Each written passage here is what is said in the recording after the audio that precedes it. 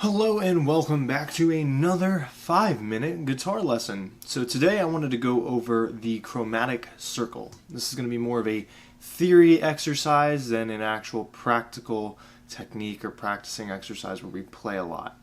So what is the chromatic circle? For those of you who don't know what a chromatic circle is, it is the notes in the music alphabet chromatically, or as much more people would know it, alphabetically. Now, we don't call it alphabetically in music, mainly because it's not just alphabet. There are some symbols that we would use to detail out some of the notes that we would play on an instrument. So today we are taking a look at the chromatic circle. Now the first letter of the music alphabet is A. So that's the first letter we're going to start with for the chromatic circle. And we're going to start actually on the A string, which is the 5th string up.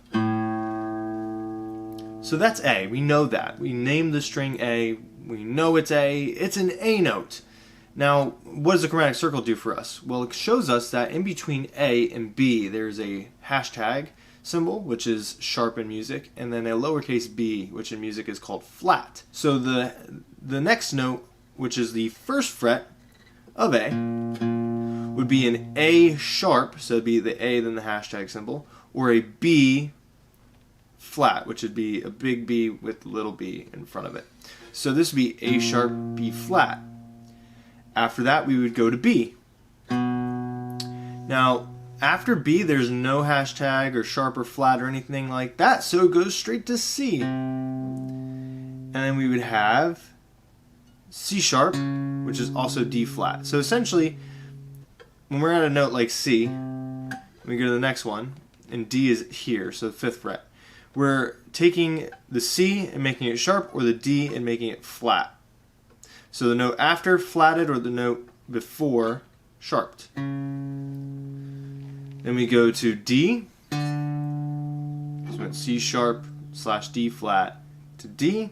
Now this D note, for some of you might know, is actually the same as our D string.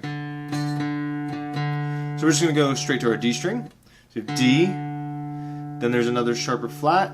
So we have D sharp, E flat, E.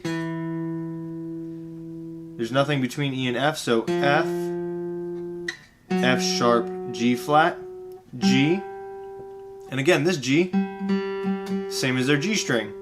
So now we go G, G sharp, A, so that should sound the same as our A string.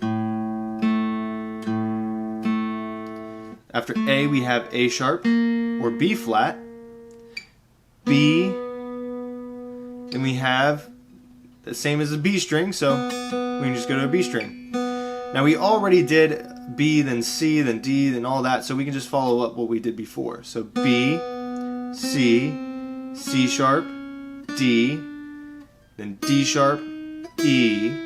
E is the same as our next string.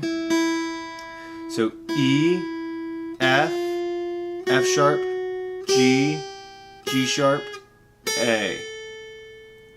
And that would be the same as our low E string, just in a lower octave. E, F, F sharp, G, G sharp, A, which is the same as our 5th string up, A. So I only went to the 5th fret because it just continues by going to the next string on most cases. Now when you get to the last string you can keep going, but on the screen this whole time you've seen the chromatic circle and I've been explaining it, so if you wanted to you could actually keep going. So when we got to the 5th fret of A and it was D, we could have gone D, D sharp or E flat, E, F, F sharp or G flat, G, G sharp or A flat, and then the 12th fret is A. So a way you can quiz yourself is actually go all the way up to the 12th fret, and the 12th fret should be the same as playing the string open. So if the string is A, the 12th fret should be A.